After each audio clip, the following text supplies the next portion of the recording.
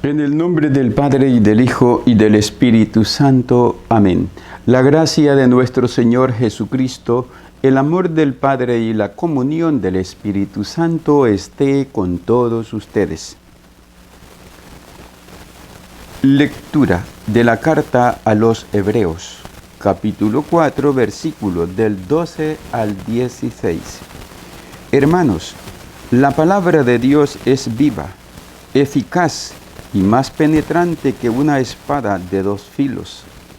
Llega hasta lo más íntimo del alma, hasta la médula de los huesos, y descubre los pensamientos e intenciones del corazón.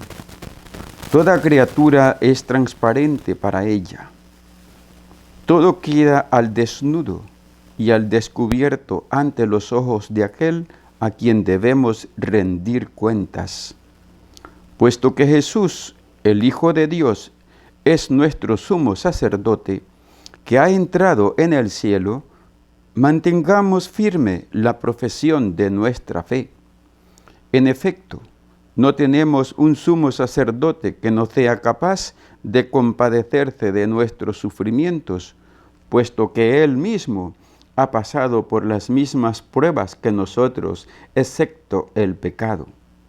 Acerquémonos, por tanto, con plena confianza al trono de la gracia, para recibir misericordia, hallar la gracia y obtener ayuda en el momento oportuno. Palabra de Dios, te alabamos, Señor. Salmo 18. Tú tienes, Señor, palabras de vida eterna. Tú tienes, Señor, palabras de vida eterna. La ley del Señor es perfecta, del todo y reconforta el alma. Inmutables son las palabras del Señor y hacen sabio al sencillo. Tú tienes, Señor, palabras de vida eterna. En los mandamientos del Señor hay rectitud y alegría para el corazón. Son luz los preceptos del Señor para alumbrar el camino. Tú tienes, Señor, palabras de vida eterna. La voluntad de Dios es santa y para siempre estable. Los mandamientos del Señor son verdaderos y enteramente justos. Tú tienes, Señor, palabras de vida eterna. Que te sean gratas las palabras de mi boca y los anhelos de mi corazón. Ah, Señor, que siempre te busque, pues eres mi refugio y salvación. Tú tienes, Señor, palabras de vida eterna. Aleluya, aleluya. El Señor me ha enviado para anunciar a los pobres la buena nueva y proclamar la liberación a los cautivos. Aleluya. El Señor está con ustedes. Lectura del Santo Evangelio según San Marcos. Gloria a ti, Señor. En el capítulo 2, versículo del 13 al 17. En aquel tiempo Jesús salió de nuevo a caminar por la orilla del lago. Toda la muchedumbre lo seguía y él les hablaba. Al pasar vio a Leví, Mateo, el hijo de Alfeo, sentado en el banco de los impuestos y le dijo: «Sígueme». Él se levantó y lo siguió. Mientras Jesús estaba a la mesa en casa de Leví, muchos publicanos y pecadores se sentaron a la mesa junto con Jesús y sus discípulos, porque eran muchos los que lo seguían.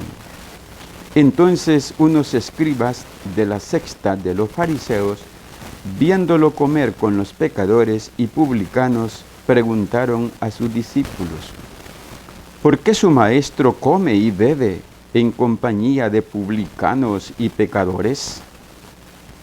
Habiendo oído esto, Jesús les dijo: no son los sanos los que tienen necesidad del médico, sino los enfermos. Yo no he venido para llamar a los justos, sino a los pecadores. Palabra del Señor. Gloria a ti, Señor Jesús. Por la proclamación de este santo evangelio, sean borrados nuestros pecados. Queridos hermanos y hermanas, bienvenidos a la escucha cotidiana de la palabra de nuestro Señor Jesucristo. Tenemos la alegría de proclamar las lecturas que en la liturgia de nuestra Madre Iglesia reflexionamos cada día. Es una bendición, hermanos, pues es la palabra la que sigue fortaleciendo y animando nuestra perseverancia en una fe que debe de mantenerse siempre firme, como dice la carta a los Hebreos. Mantengamos firme la profesión de nuestra fe. Según el evangelista San Marcos, nos dice que Jesús salió de nuevo a caminar por la orilla del lago. No como turista, sino como aquel que busca con hambre y con sed la oveja perdida. Al pasar vio a Leví, Mateo, el hijo de Alfeo, sentado en el banco de los impuestos. Su corazón estaba en aquel banco de los impuestos. Su corazón se había endiosado con el dinero y Jesús lo sabe. Y porque lo sabe, pasa frente a él como está pasando frente a nuestra vida. Y le dijo, sígueme. Él se levantó y lo siguió. El llamado es un llamado a la salvación. Cuando Dios nos llama a un servicio concreto en su viña, en su iglesia, en su rebaño, hermano, no es un favor el que nos está pidiendo. Es un favor el que nos está haciendo, porque en ese llamado y en esa respuesta está nuestra salvación. Aléjate del compromiso que tienes en la iglesia. Huye de ese llamado de Jesús y verás a dónde irás a parar. Vas a servir siempre a alguien que solamente te ocupará, pero que te perderá. Terminará sirviendo, no a Dios, sino al mismo diablo. Y los que le sirven al diablo, le sirven las 24 horas del día.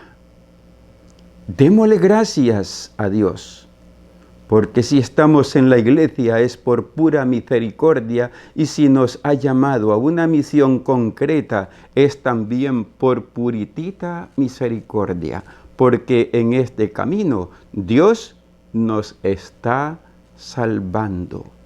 Por lo tanto, no reniegues de lo que Dios te ha pedido hacer, porque en esto está el camino de tu propia salvación, de mi propia salvación.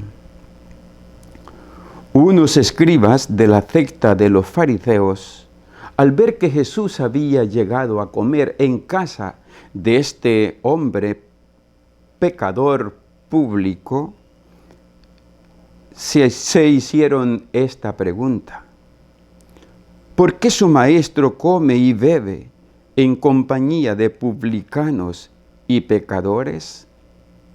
Secta de los fariseos, que también existe hoy. Esa secta de fariseos que siempre andan criticando lo que el otro está haciendo. Apenas lo ven entrar a la iglesia y ya están diciendo se volvió cucaracha de la iglesia. Apenas está realizando un trabajo que la iglesia le ha encomendado y ya estás trabajando para el cura. esta secta de fariseos ha existido, existe y va a existir siempre.